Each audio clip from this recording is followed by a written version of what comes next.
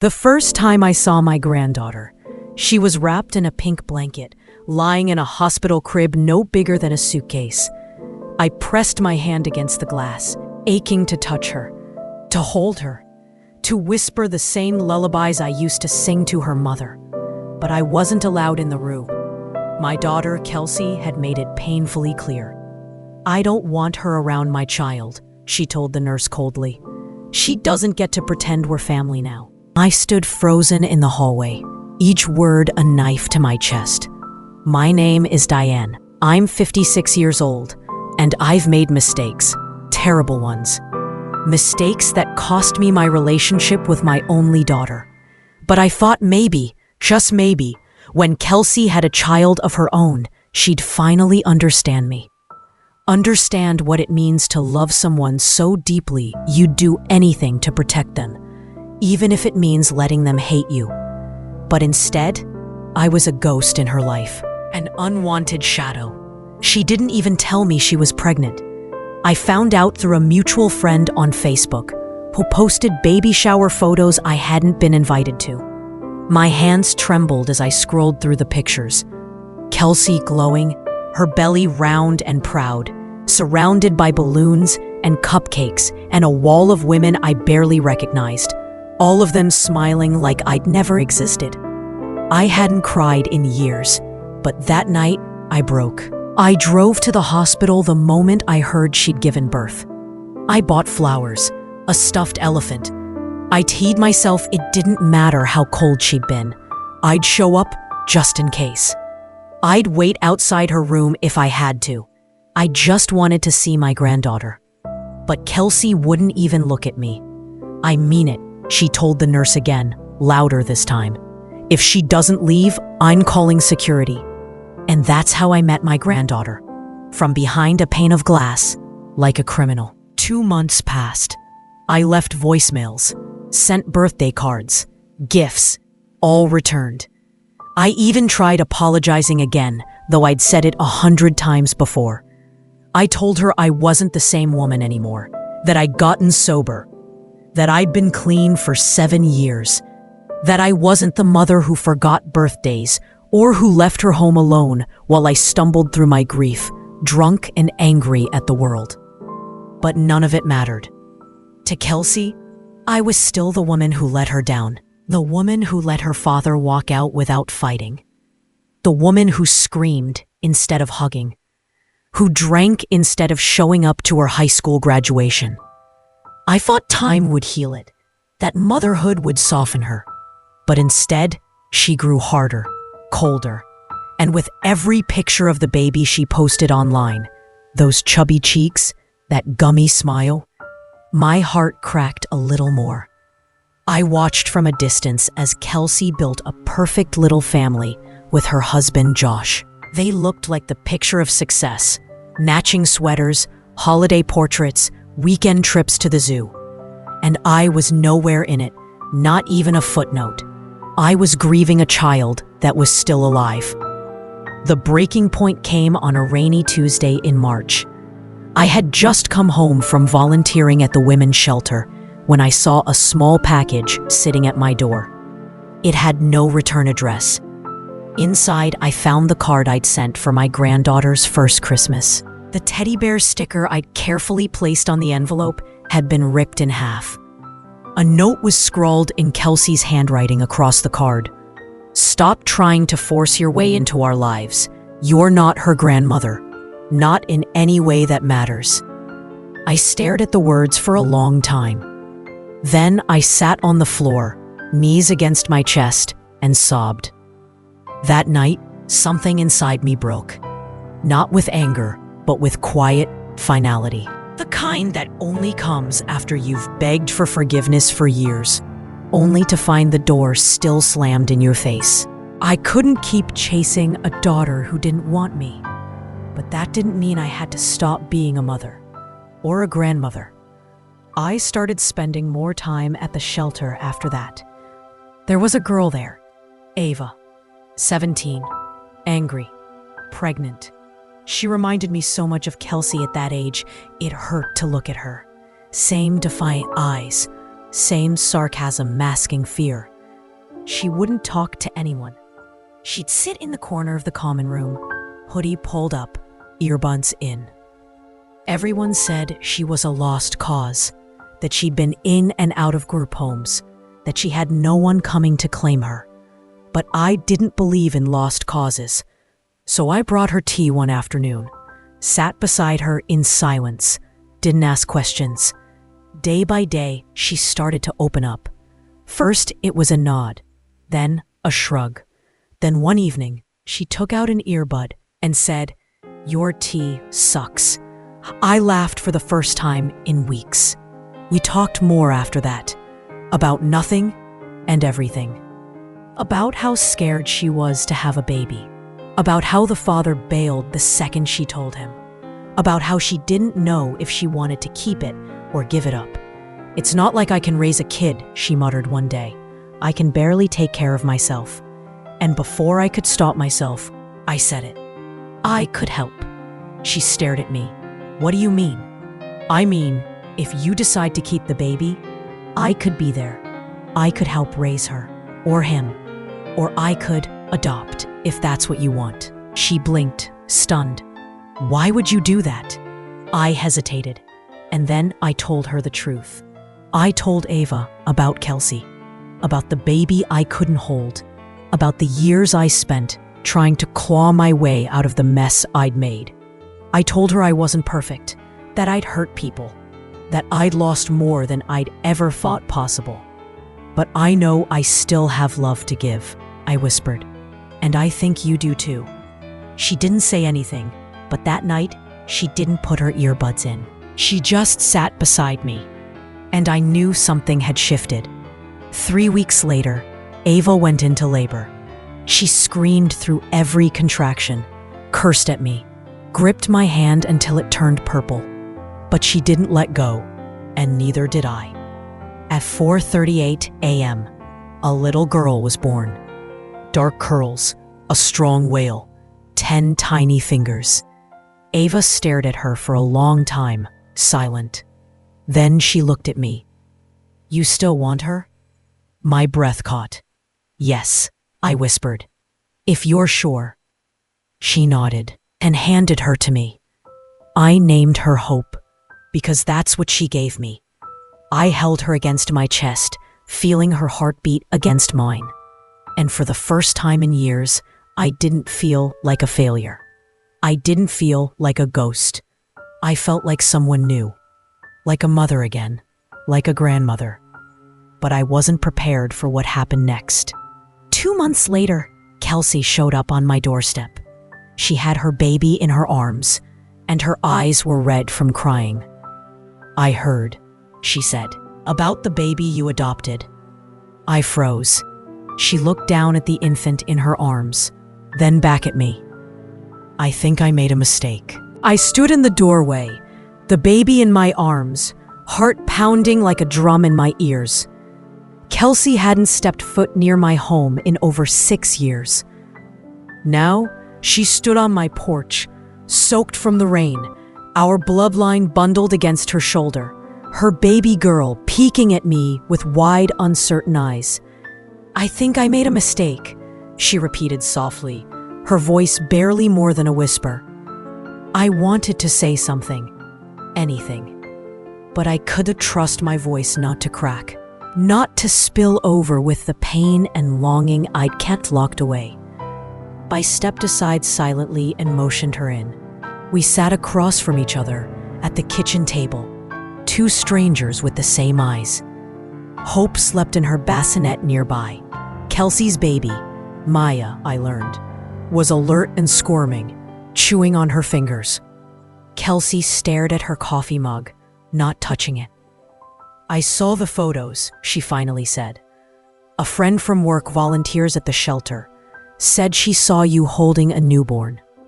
Said you looked happy." I nodded slowly. "I am." She exhaled shakily. "It threw me off.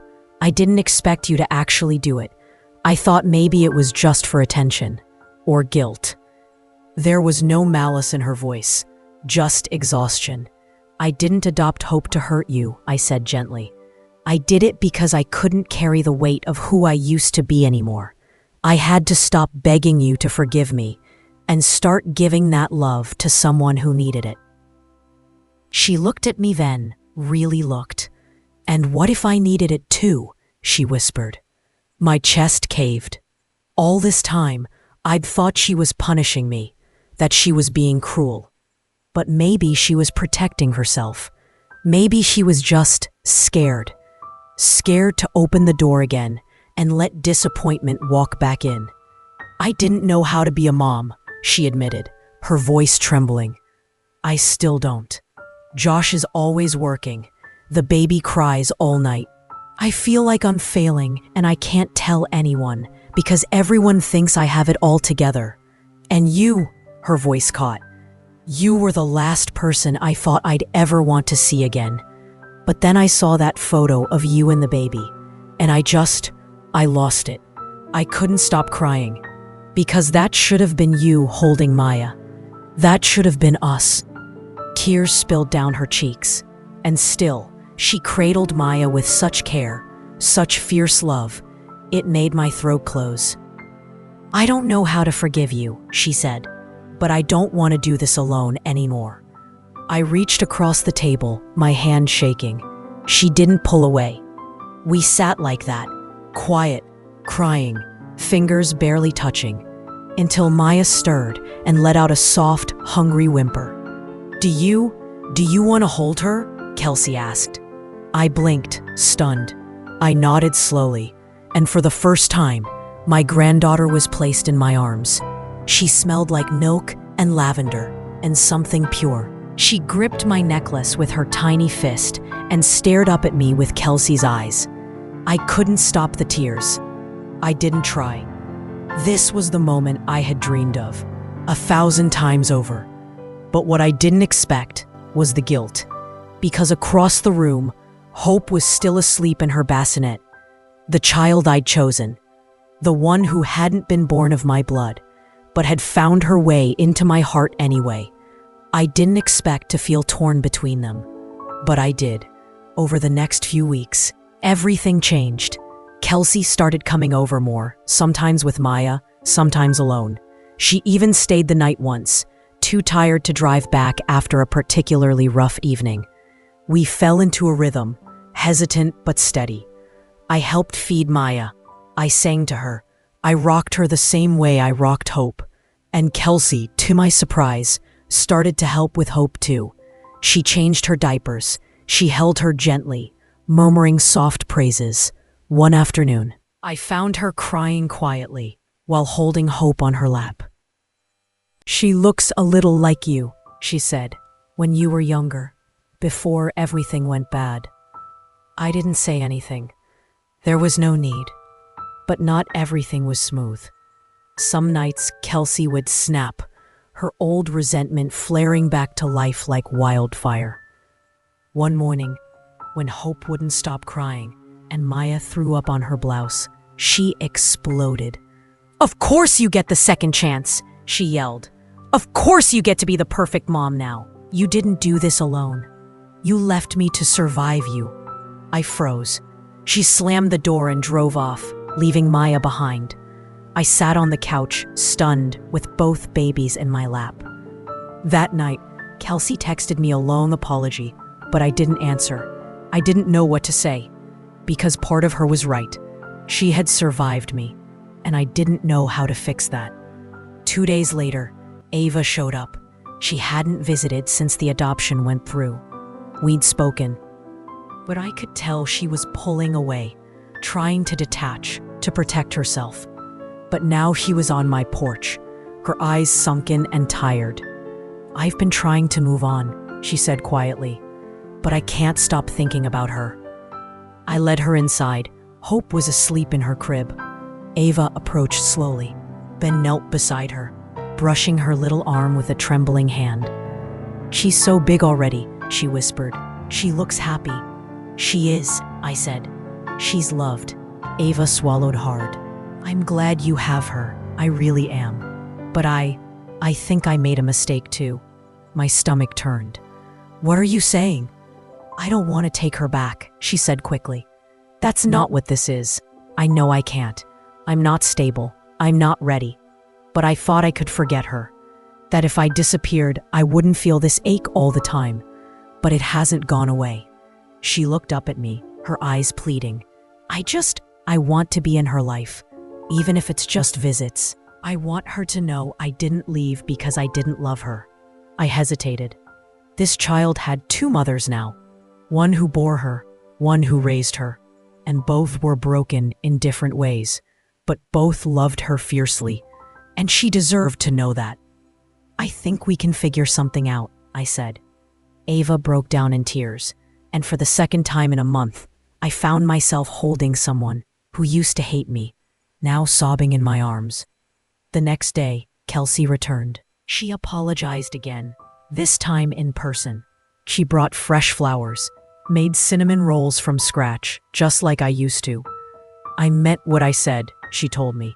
You can be in Maya's life, but I want to be in yours too. I want to get to know the version of you I never got to have. I stared at her, floored.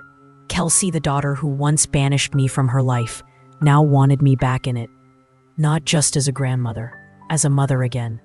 And somewhere deep inside, the girl I lost all those years ago peeked through the cracks. I want that too, I whispered. One night, weeks later, I sat on the porch with both babies asleep inside.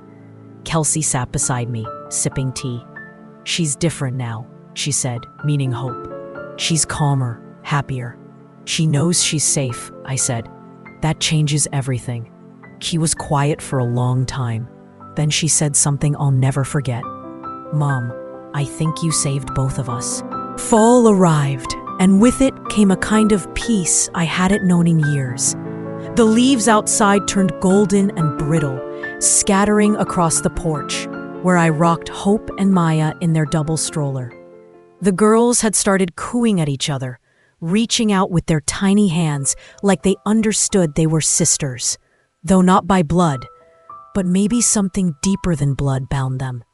Maybe it was love, or fate, or the stubborn, painful journey that brought us all together under this one roof. Kelsey came by almost daily now, sometimes to drop off Maya before heading to a doctor's appointment or yoga class, other times just to sit on the porch and talk. And when she wasn't around, Ava would stop by on weekends to visit Hope. At first, their paths never crossed, but I knew it couldn't stay that way forever. The meeting happened on a Sunday afternoon. I was folding laundry in the living room when the doorbell rang. Ava stood there, holding a small pink sweater she'd knitted herself. "She'll grow into it," she said, cheeks flushed. "I'm not great at sizes." I laughed and let her in. She had just knelt down to play peekaboo with Hope when the front door opened again. Kelsey walked in, grocery bag in one arm, Maya balanced on her hip. She stopped short at the sight of Ava. The room tensed. Ava stood slowly. Kelsey's eyes narrowed, instinctively shifting Maya to the other hip as if shielding her. I opened my mouth, but Ava beat me to it. "I'm not here to take her," she said softly.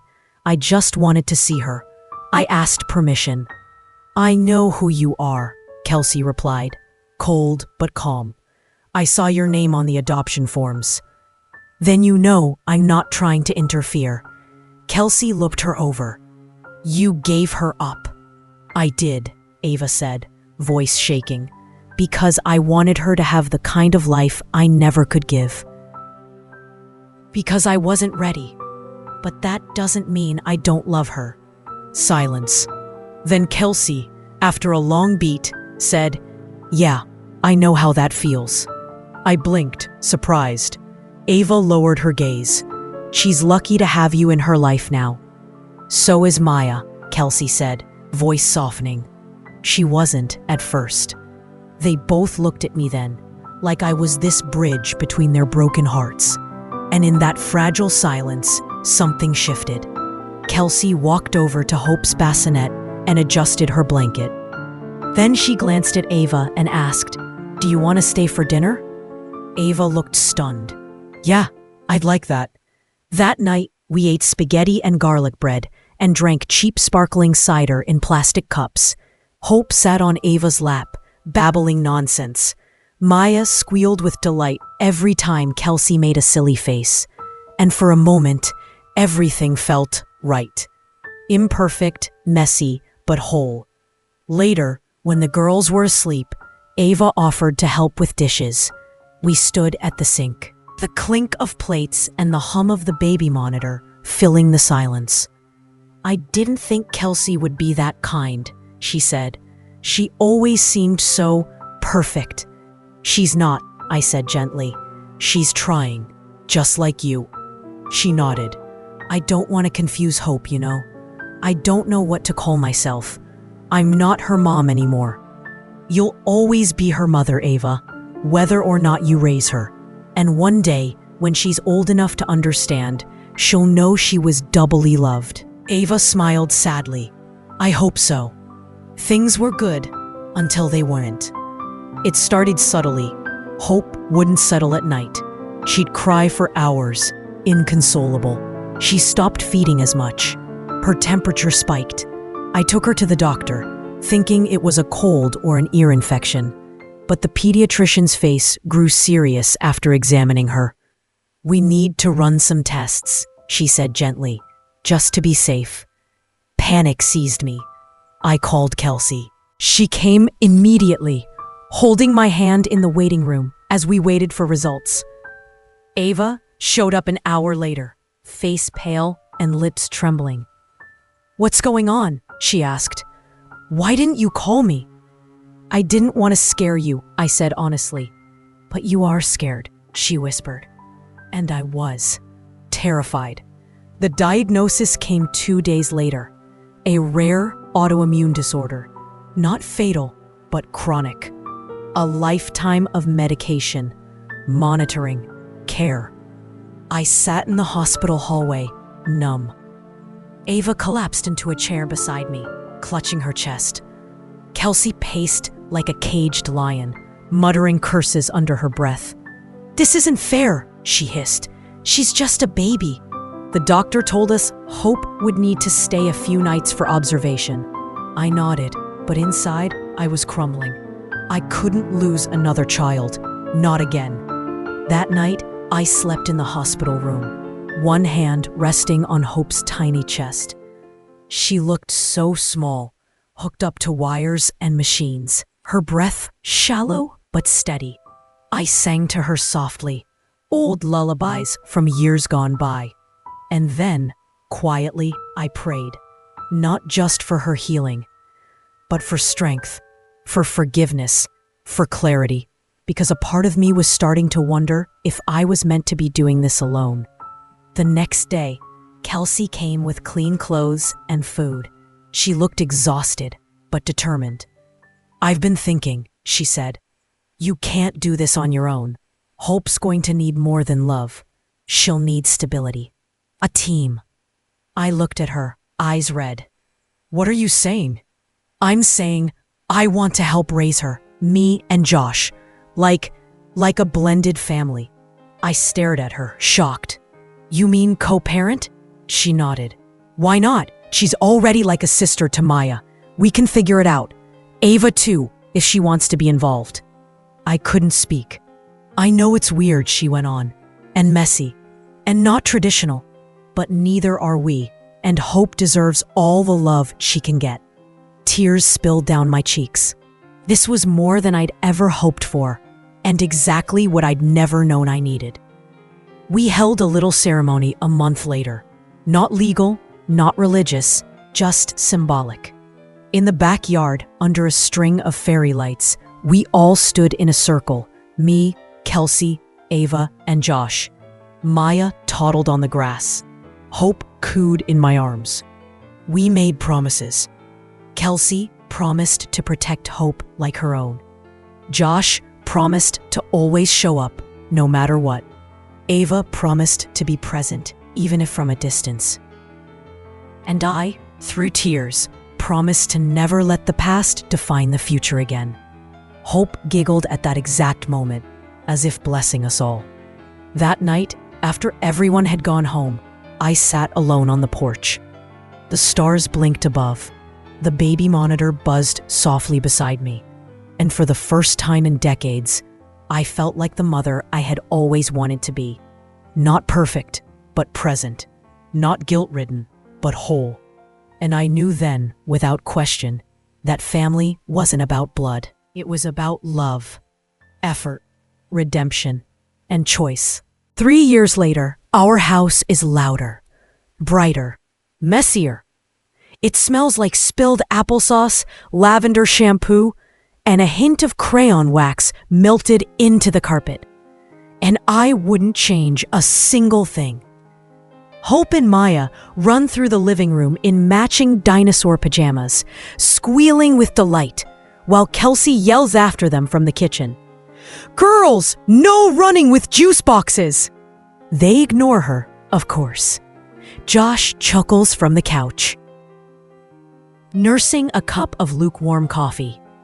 Ava's curled up in the armchair, flipping through a photo album we made last spring. She visits twice a month now, but FaceTimes every Sunday. And I'm in the middle of it all, watching the chaos with a full, aching heart. This is what healing looks like. It's not clean, it's not perfect, but it's real. Hope's condition still requires management. Good days and bad ones. Days when she's full of energy and sunshine, and others where she curls against me, glassy-eyed and exhausted. Her body fighting battles no child should ever know. But we're not alone in it. We have a care team, routines, medicine, structure, love. So much love, and that love has become our family's foundation. One evening, while cleaning out an old box of keepsakes, I found a photo of Kelsey as a baby.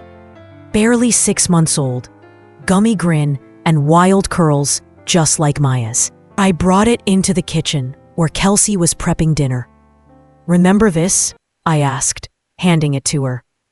She stared at the picture for a long time. Then she looked up, smiling sadly. "I always wondered if you ever looked at old photos of me." "I did," I said. "Every birthday, every Mother's Day. I used to sit alone and flip through them like a penance." She bit her lip. "I kept some too," she admitted. "Even when I hated you, I couldn't throw them away. It was like, even though I didn't want you around, I still needed to remember that once you did love me." I set the photo down and gently placed my hand over hers. "I never stopped loving you, Kelsey. Not for 1 second." She didn't pull away. Instead, she whispered, "I know that now." Hope and Maya started preschool that fall. Their backpacks were almost bigger than they were. I took 1,000,000 pictures that morning. Hope with her curls in tight little puffs.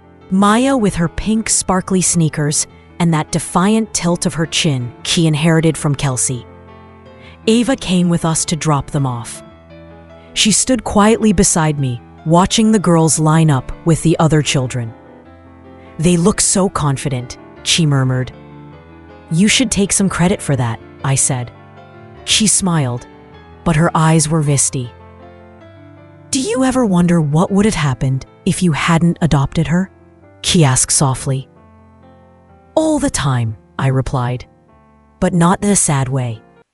I think the universe gave me a second chance, and you gave me the greatest gift I could have ever received." Ava nodded.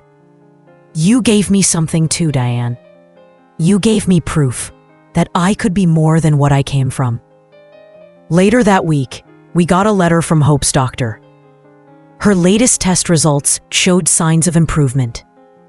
Nothing miraculous, but enough to let us exhale. For now. We celebrated with a pancake breakfast and indoor fort building. Josh tried to fit under the table and got stuck, sending Maya into a giggling fit that echoed through the house. Kelsey caught my eye during the chaos and mouthed, "Thank you." I blinked, confused. She pointed at Maya, who was curled up against me, juice box in one hand, stuffed dinosaur in the other.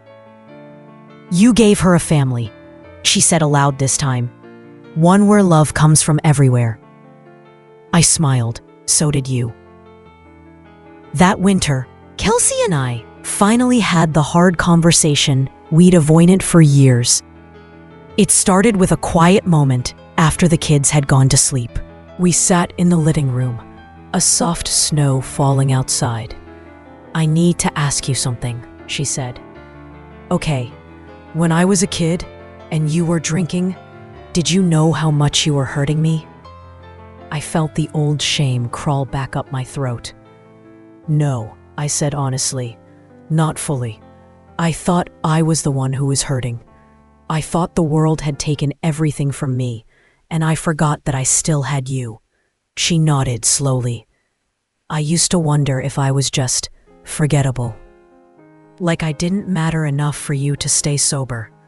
I reached across the couch and took her hand. "You were never forgettable. I was just broken. But you were the only light I had left, and I see now how dim I let it get." We sat in silence, the weight of truth finally between us. "I forgive you," she whispered. And just like that, something inside me shattered. Not in pain, in release. In the spring, Ava got into nursing school. We threw her a party in the backyard, complete with fairy lights, homemade cupcakes, and a giant glitter sign that said, "Go Ava." She laughed, covering her face, as Hope and Maya tackled her with hugs. "I still can't believe this," she said. "A year ago, I was barely getting through the day. Now I'm planning a future." "That's what happens when people believe in you," I said. She glanced at Hope, then at me. "Thank you for never giving up on me. Thank you for letting me be a mother again. Life isn't perfect. Some days, Hope's symptoms flare up and we're right back in the ER. Other days, Kelsey and I still fall into old patterns, raised voices, long silences, but we always come back to the table. We talk, we cry, we heal, together. Ava struggles sometimes, juggling work and school, trying to carve out space in her life for everything she missed. But she always shows up for Hope, and I've stopped waiting for the other shoe to drop. I've stopped punishing myself for the past, because now I get to live in the present, with scraped knees, mismatched socks, and dinnertime giggles that shake the windows.